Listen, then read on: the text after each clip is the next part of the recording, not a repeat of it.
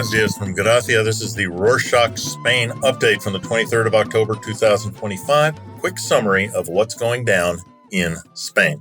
It's that time again. On Monday the 20th, Spain's government once again relaunched a push at EU level to abandon the twice-yearly clock change, arguing the practice no longer delivers energy savings and harms citizens' biological rhythms. Government raised the issue at the European Transport, Telecommunications and Energy Council, asking member states to agree on ending seasonal time shifts so that 2026 could be the last year of biannual clock changes. The executive says the relaunch responds to public opinion and scientific advice, while some domestic opposition accused the government of using the move for political point scoring. With who?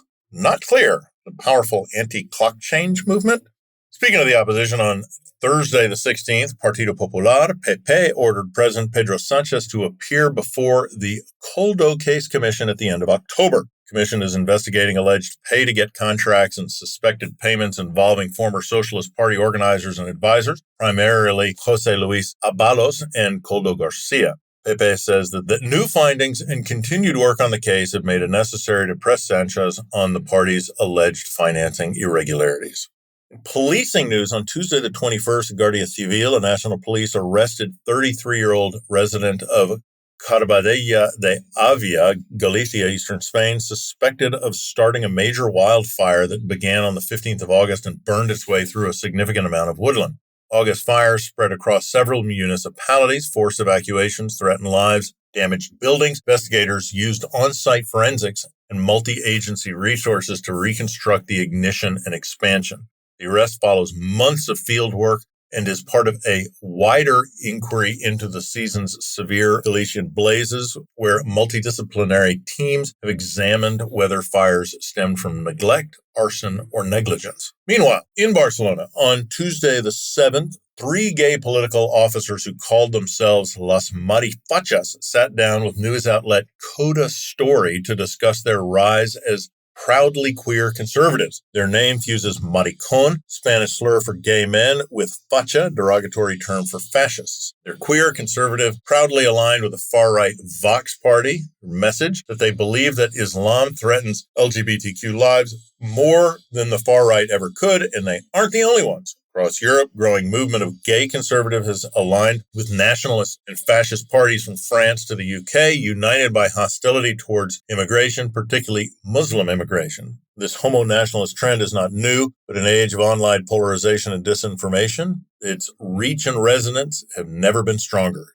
Check out the Coda Story in the show notes.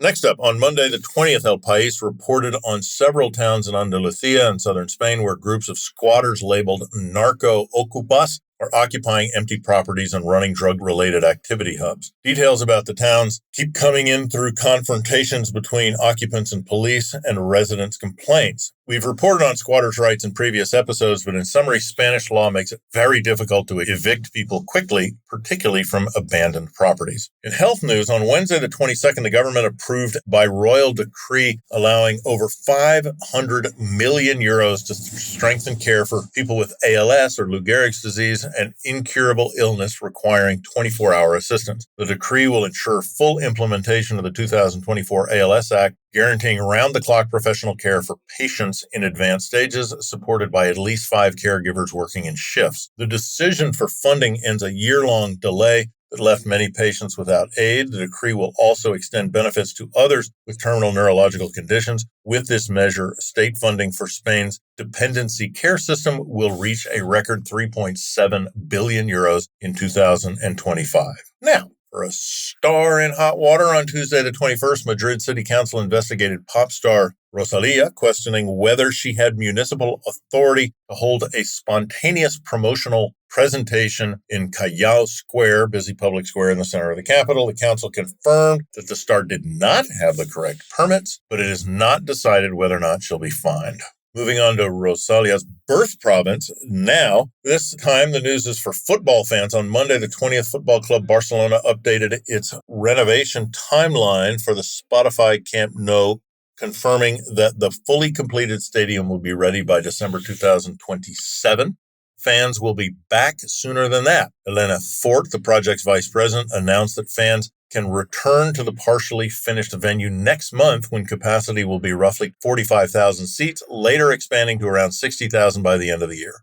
Project's first phase includes new locker rooms, modernized player tunnel, improved safety systems, new fan section called Goal 1957, commemorating the original date of Camp Nou's opening, will eventually serve as the heart of the stadium dedicated to diehard fans. Heads up, everyone. On Monday, the 20th, news outlet Euro Weekly News put out a feature highlighting Spain's leading global position, hair loss treatments and clinics, and its attitude towards baldness. Interesting read. According to the article, Spain tops the list as the most bald country in the world, with a little over 40% of men having no hair. Italy comes in a close second with just over 44%, a few decimals below Spain. However, attitudes couldn't be more different. In Spain, baldness is largely embraced, contrasting it with other countries where it's a whole lot more taboo. Link in the show notes. You know which foreign nationals own most property in Spain? On Wednesday the 22nd, Spain's General Council of Notaries published a report saying that the British own the most property outside of Spanish citizens, closely followed by Moroccans and Germans. The report outlines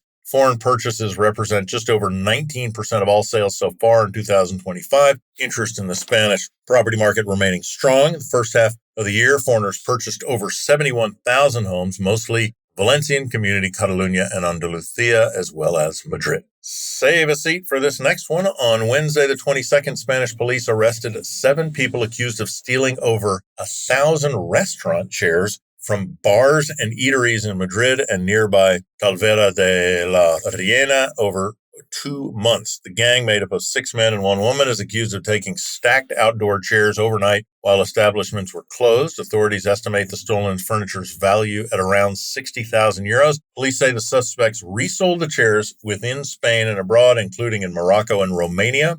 The investigation began after multiple restaurant owners reported missing chairs that had been left secured outside overnight. In culture, on Tuesday the 21st, a Madrid exhibition launched showcasing 5 decades of democratic transitions in Portugal and Spain, marking half a century since the democratic shifts that reshaped both countries. Titled Inequitude, Freedom and Democracy, the exhibition at the Casa Encendida uses documents, photographs, audiovisual materials, and artifacts to compare the processes and cultural transformations that accompanied Portugal's Carnation Revolution in 1974 and Spain's post-Franco transition, which began in 1975.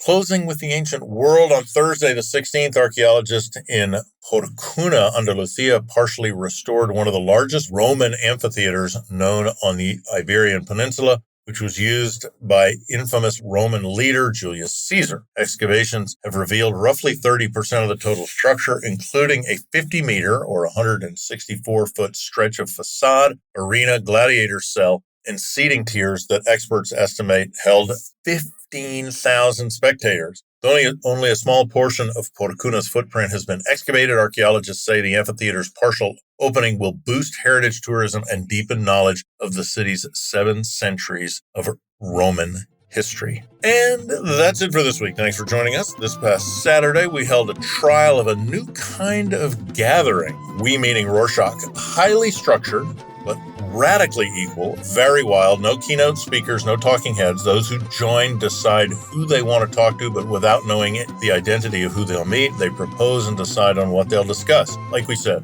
wild. If you're interested in what it was, check out the show notes. If you want, we can help you hold one in Spain. Hasta la próxima.